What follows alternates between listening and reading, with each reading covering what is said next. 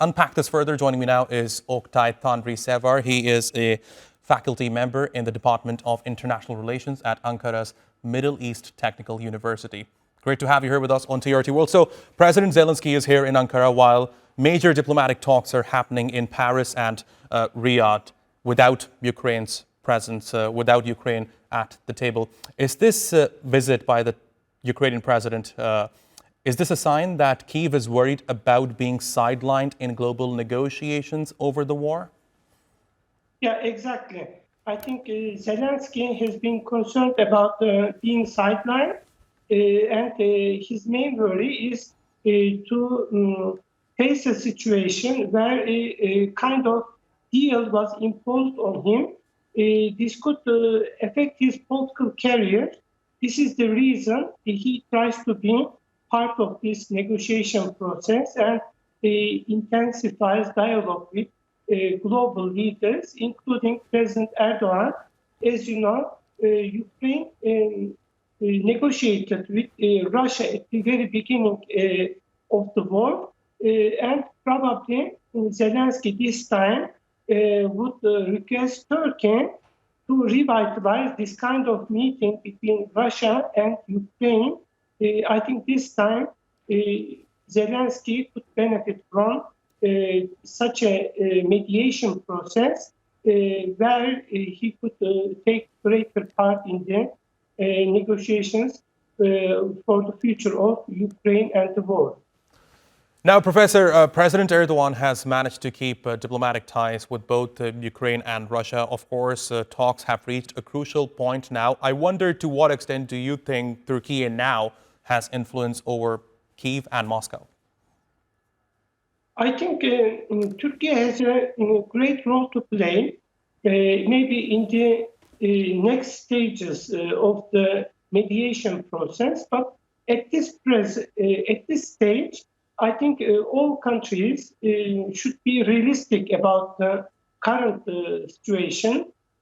President Trump and President Putin, they are interested in having direct talks instead of negotiating with other countries involving Turkey, European allies, or Ukraine.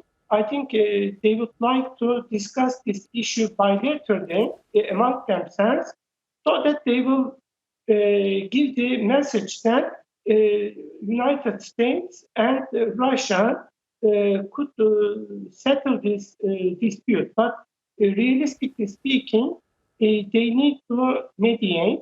They need the mediation of Turkey. They need the direct involvement of Ukraine. Because no deal could be meaningful if Ukraine was not part of it.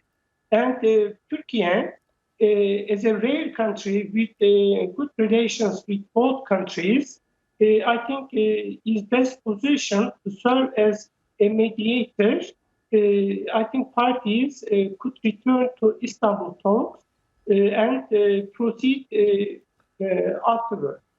Right. Now, Professor, let me ask you, with Donald Trump pushing for direct negotiations with Putin and European leaders scrambling for a response, and the U.S. now in talks with Russia, tell me, are we witnessing a shift in global attitudes towards ending this war in Ukraine, one that might not fully align with Ukraine's interests? Very likely. I think the tendency is that European countries could be sidelined, and Trump will cut support to Ukrainian leadership. Under those circumstances, it will be quite difficult for Ukraine to sustain the existing strategy. Britain initiated new process, France supported, but according to recent reports, Germany prefers to be more cautious about that. And probably European allies will redefine their position in accordance with the new position of Donald Trump. It may take time.